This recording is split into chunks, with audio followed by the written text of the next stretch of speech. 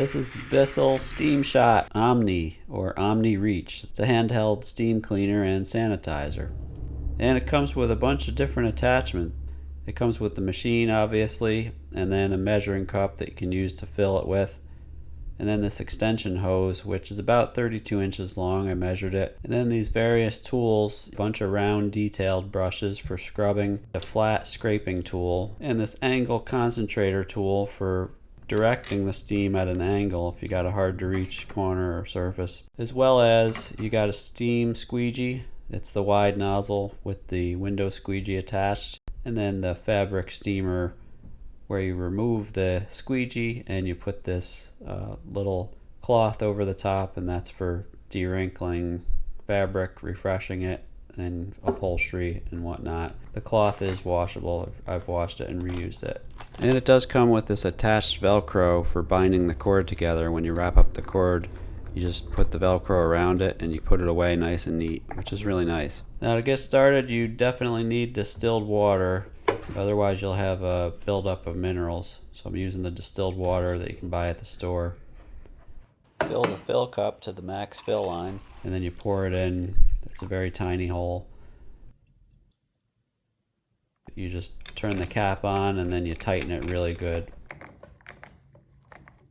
I'm also going to plug in the extension hose to give me that extra distance, but you don't need to do that. I'm just going to do it for this demo.